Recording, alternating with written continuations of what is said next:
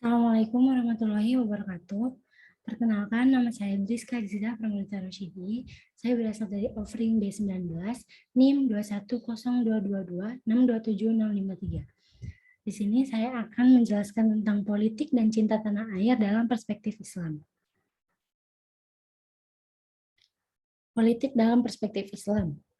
Politik berasal dari bahasa Yunani atau polis yang berarti kota. Politik sebagai kata benda mencakup tiga pemahaman, yaitu pengetahuan mengenai kenegaraan, segala urusan dan tindakan mengenai pemerintahan dan kebijakan atau cara bertindak dalam menangani suatu masalah. Berdasarkan pengertian ini, maka dalam berpolitik terkandung tugas pemeliharaan, riayah, perbaikan, islah, penelusuran, takwim, pemberian petunjuk, irsyad, dan mendidik atau membuat orang menjadi beradab, takdib. Politik Islam dikenal juga dengan istilah siasah syariah. Definisi siasah syariah itu menurut Abdul Wahab Khalaf adalah pengaturan urusan pemerintahan kaum muslimin secara menyeluruh dengan cara mewujudkan kemaslahatan, mencegah terjadinya kerusakan melalui aturan-aturan yang ditetapkan Islam dan prinsip-prinsip umum syariat. Kendati hal itu tidak ada dalam ketetapan Nas Al-Quran dan hadis, dan hanya merujuk pada pendapat para imam mujtahid. Variasi pandangan umat Islam dalam melihat relasi Islam dan negara. Pertama, yaitu tipologi relasi agama dan negara. Tipologi teodemokrasi menganggap bahwa agama sekaligus negara, keduanya merupakan entitas yang menyatu. Jadi, agama dan negara itu sama-sama penting. Kita bisa beranggapan tentang sesuatu, tentang agama itu dan juga negara. Dua, tipologi sekuler. Tipologi sekuler berpendapat bahwa agama bukanlah negara. Negara adalah urusan dunia yang mempertimbangkannya menggunakan akal dan kemaslahatan kemanusiaan yang bersifat duniawi saja. Tiga, tipologi moderat. Tipologi ketiga adalah tipologi moderat al-mutawassit.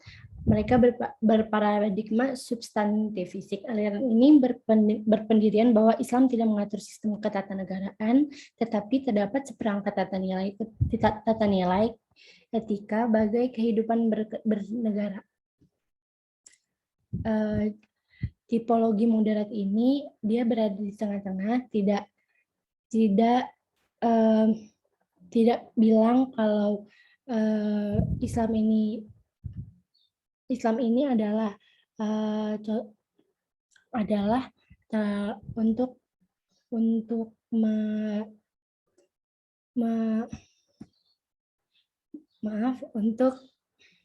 Islam ini untuk mengatur negara, tapi tidak juga berkehidupan bagi negara. Menurut kelompok ini, tidak satu nas pun dalam Al-Quran yang memerintahkan didirikannya sebuah negara Islam. Mereka menolak klaim ekstrim bahwa agama telah mengatur semua urusan termasuk politik, dan menolak klaim ekstrim bahwa Islam tidak ada kaitannya dengan negara atau politik.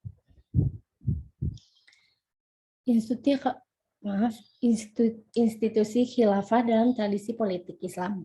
Khilafah dalam bahasa Arab berarti penggantian. Khilafah merujuk pada sistem pemerintahan Islam pertama yang didirikan pasca wafatnya Rasulullah SAW. Pemimpin dalam sistem ini disebut khalifah.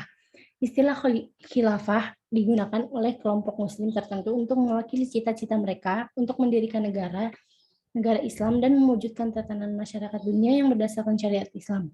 Akhir-akhir ini, konsep khilafah sering menjadi bahan diskusi masyarakat Islam terkait keabsahan dan penerapannya di masa kini. Dari segi proses, pemilihan Abu Bakar sebagai khalifah berdasarkan sistem baiat atau sistem demokrasi dengan berdasar pada al-amru syura bainahum.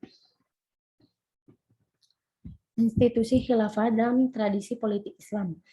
Hasan sebagaimana dikemukakan Yatim menjelaskan bahwa Nabi Muhammad tidak meninggalkan wasiat tentang siapa yang akan menggantikan beliau sebagai pemimpin politik umat Islam setelah beliau wafat. Beliau menyerahkan persoalan tersebut kepada muslimin sendiri untuk menentukannya.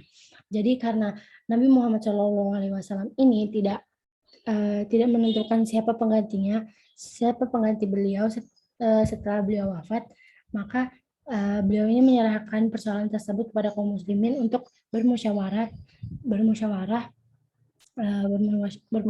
untuk memilih siapa yang akan menggantikan beliau sebagai khalifah. Dan akhirnya terpilihlah Abu Bakar Siddiq sebagai pengganti Rasulullah. Dari segi proses pemilihan Abu Bakar sebagai khalifah berdasarkan sistem baiat atau sistem demokrasi dengan berdasar pada al-amru syura bainahum. Penyelenggaraan pemerintahan pada masa Abu Bakar bersifat sentral. Kekuasaan legislatif, eksekutif, dan yudikatif terpusat di tangan khalifah. Pidato politik Abu Bakar yang menyatakan bahwa ia bersedia dibetulkan jika ada kesalahan dalam memimpin menunjukkan bahwa beliau bersikap demokratis. Kebijakan politik Abu Bakar menunjuk Umar sebagai penggantinya dengan meminta pendapat para sahabat menunjukkan bahwa asas musyawarah tetap menjadi prinsip utama dalam sukses penggantian khalifah. Bagi masyarakat Sunni, pemilihan pemimpin selayaknya dilakukan melalui prosedur syuro, konsensus, yang dilakukan oleh para wakil rakyat dalam satu majelis syuro. Pemilihan ini berpijak pada Quran Surah Al-Syuro ayat 38 dan Al-Imran ayat 159 yang menyandarkan pemilihan pada asas musyawarah.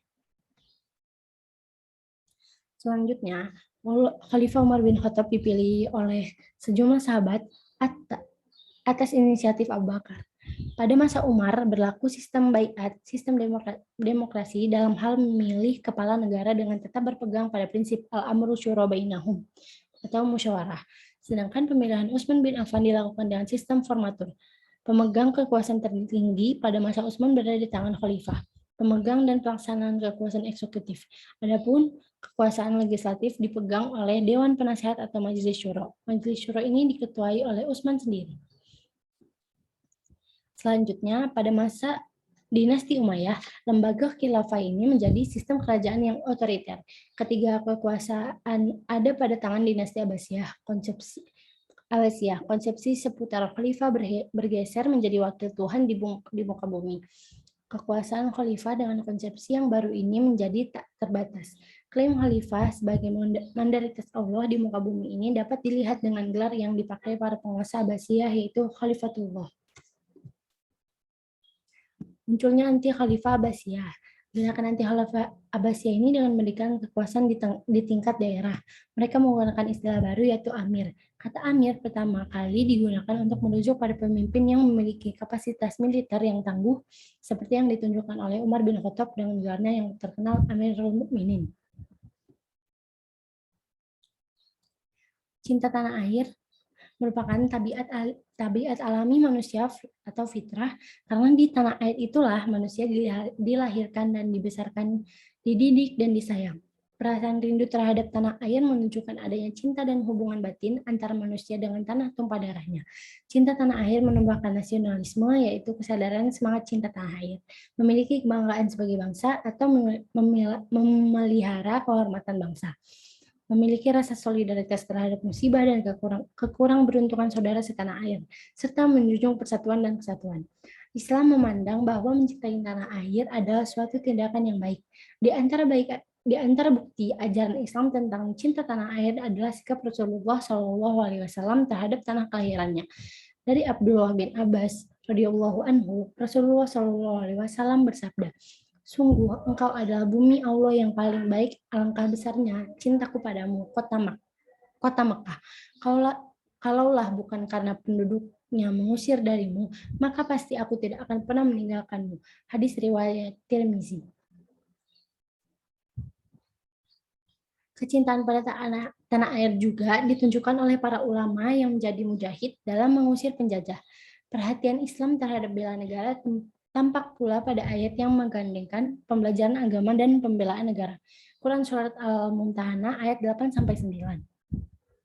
Ajaran untuk cinta tanah air sesuai dengan isi pesan dalam 4 pilar kebangsaan yaitu Pancasila, UUD 1945, NKRI, dan Bhinneka Tunggal Ika.